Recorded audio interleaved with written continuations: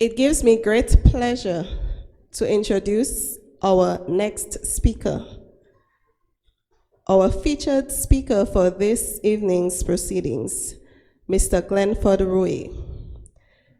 Mr. Glenford Roye is a man of his people and a shining example for the youth to follow.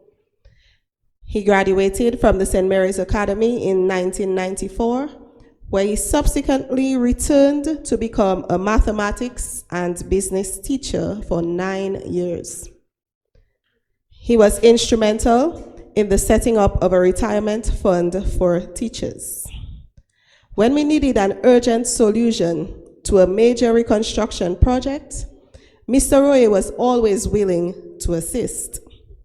He holds a master's degree in finance from Leicester University and holds various qualifications in business administration, accounting, and management. Mr. Roye is a registered securities representative in the state of New York.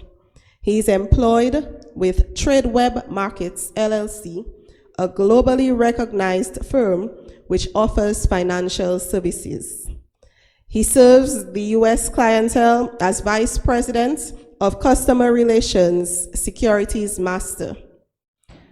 Although he resides with his wife and son in New Jersey, Mr. Roye contributes meaningfully to life at SMA and will always be remembered for his famous quote, "Squander your present and your future will be futile."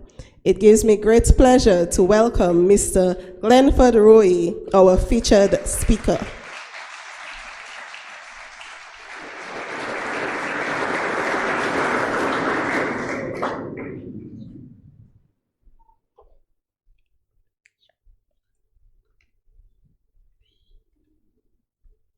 Thank you for these warm words of introduction. Your Excellency Charles A. Savre, President of the Commonwealth of Dominica, and Mrs. Savre, Your Lordship, Most Reverend Bishop Gabriel Malzer, Bishop of Roseau, Mrs. Chandler Hyacinth, Permanent Secretary in the Ministry of Education and Human Resource, Chief Education Officer in the Ministry of Education and Human Resource, Mrs. Melina Fontaine, Mrs. Nazarene Titt, Senior Education Officer for Secondary Schools, and other officials from the Ministry of Education and Human Resource, Mrs. Sylvia John Baptist, the Principal and staff of the St. Mary's Academy, other principals, members of the Catholic Schools Board and PTA Executive, Mrs. Josephine Dublin, Superintendent of Catholic Schools, representative of donor firms, individuals and institutions, other invited guests, the media, parents, guardians, friends, well-wishers of St. Mary's Academy, and to you, the graduates of 2019. Congratulations.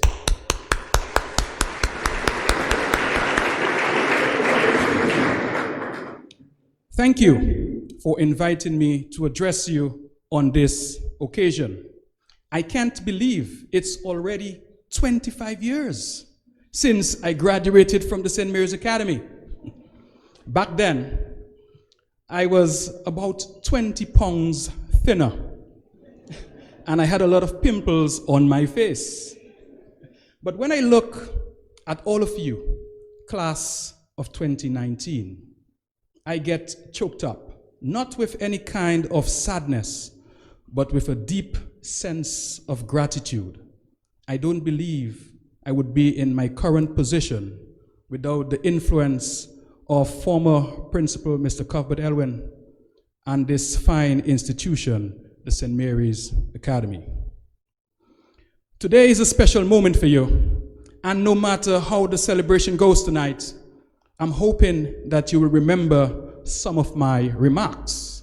But if you forget, don't worry, I won't hold any grudges.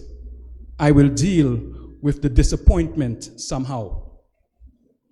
But in all seriousness, I want to talk to you about the rest of your lives. Today, I see before me a hall filled with brilliant minds. I see a hall filled with dreamers, eyes that are full of promise, and parents beaming with pride. Today, I am not here to sugarcoat the possibilities of your future, but rather to talk about reality. As you know, this beautiful island was battered by Hurricane Maria, regarded as the worst natural disaster on record. Many lives were significantly affected on that day, and many of our families and friends have still not recovered from its aftermath. Like this natural disaster, life is not to be taken lightly. As we have learned the hard way, the end of the storm isn't the end of its aftermath.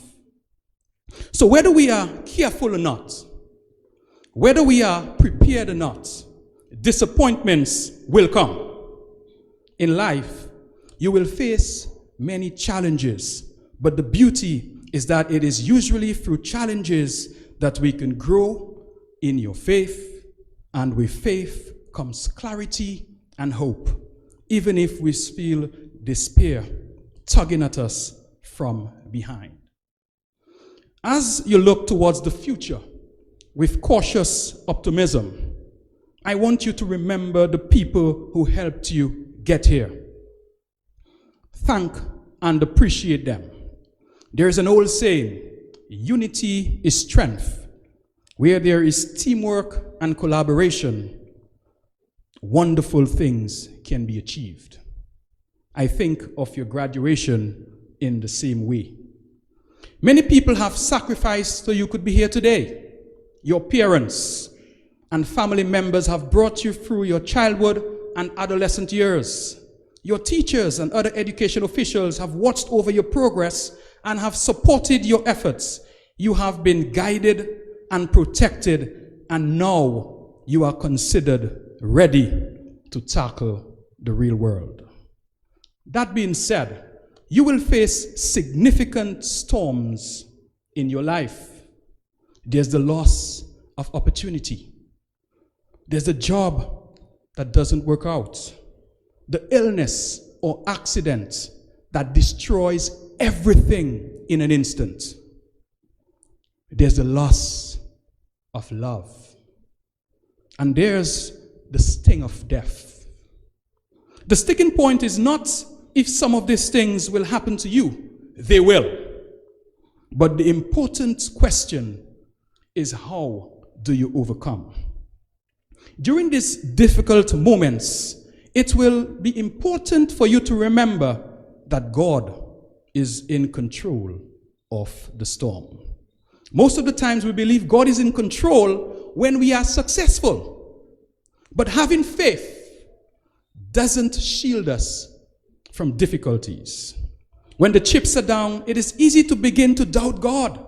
God, why are you allowing this situation to happen to me?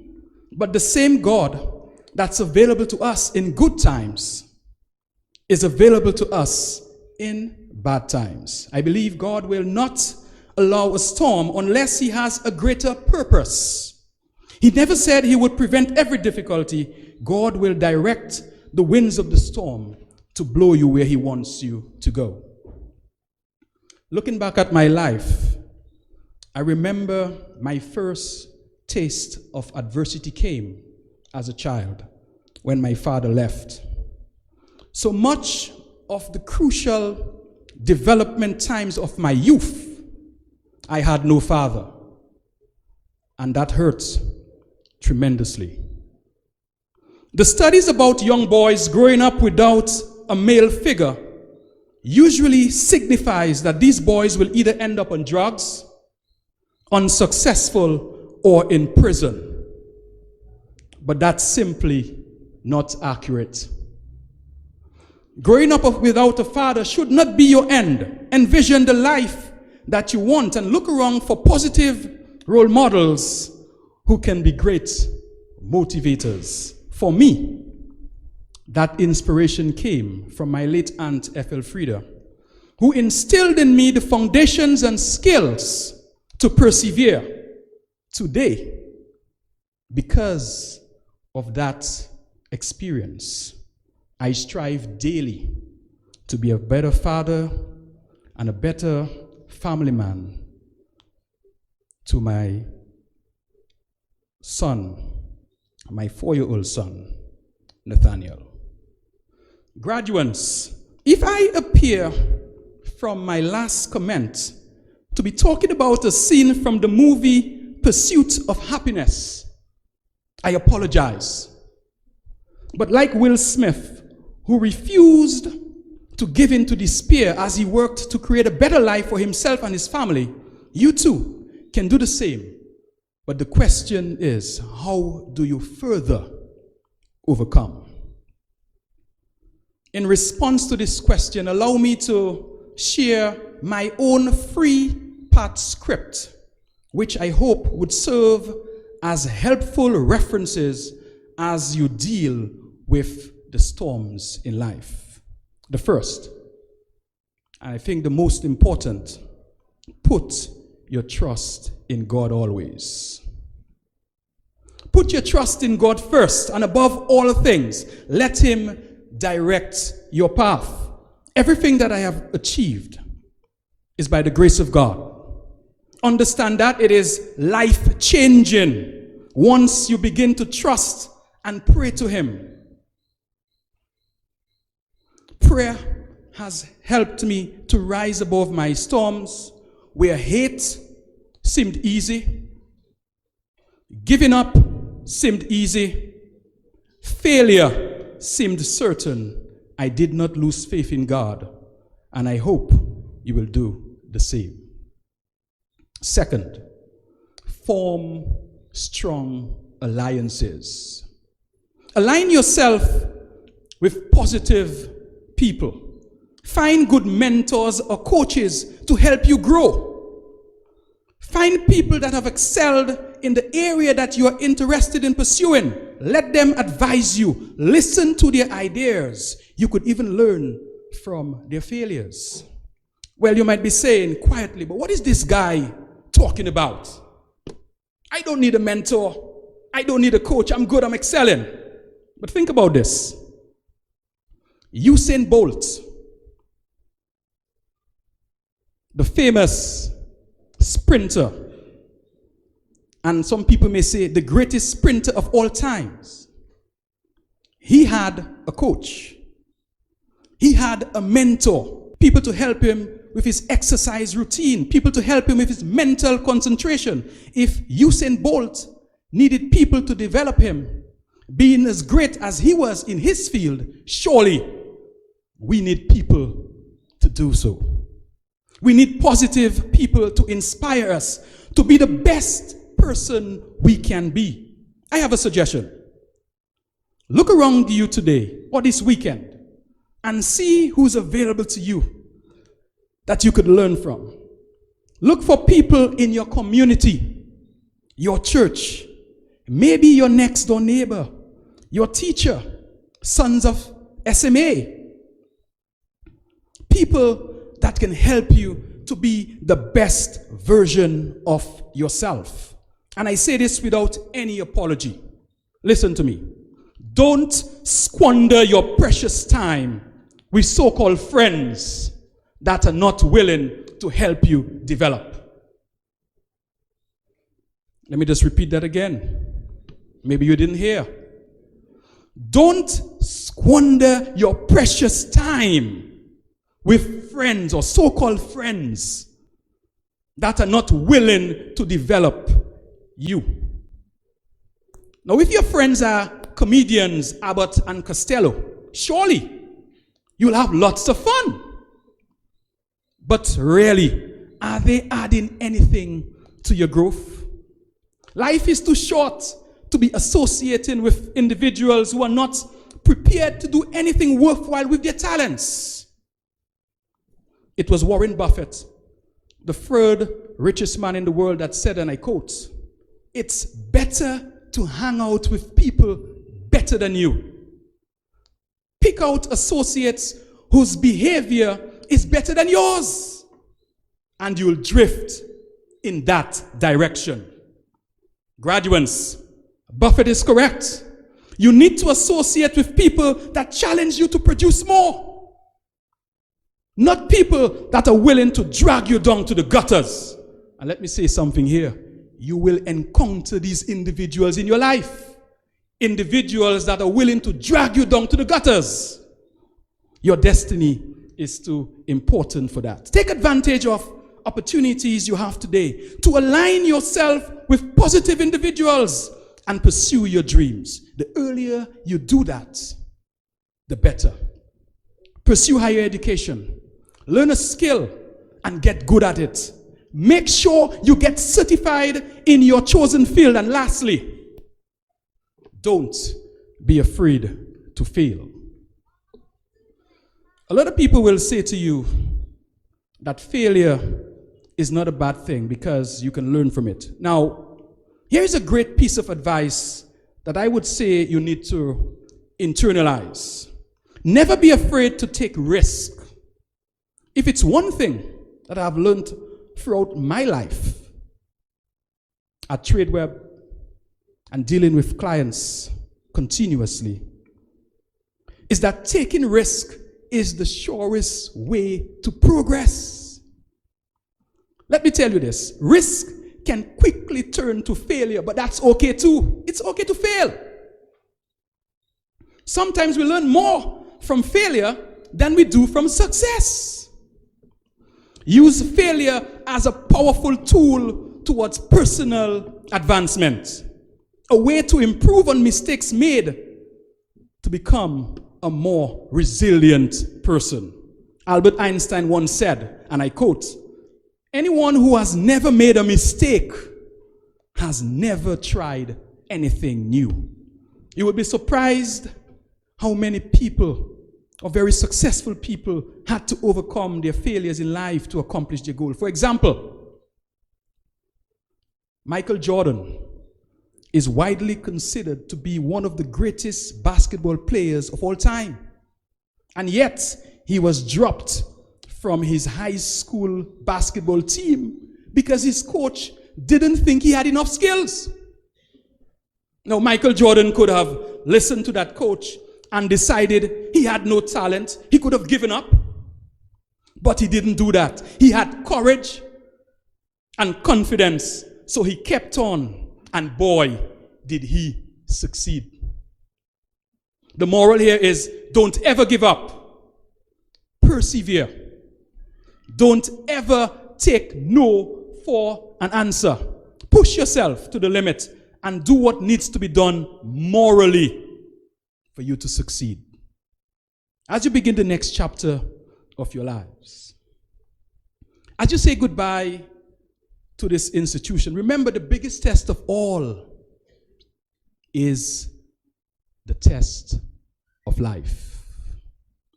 This school has given you the tools to make your mark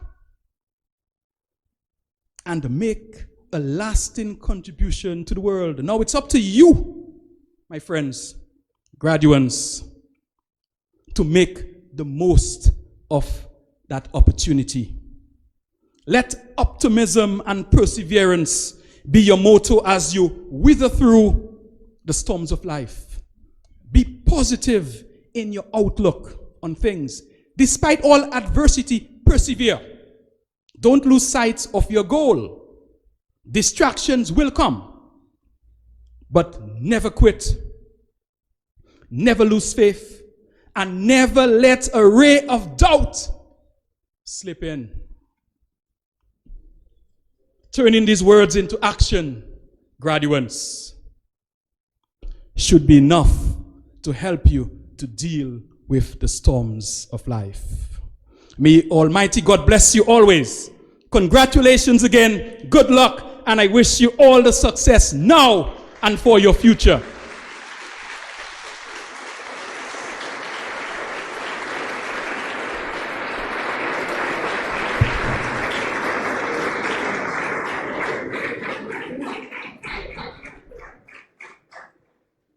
As you can see, we chose a very fitting individual to address our graduating class.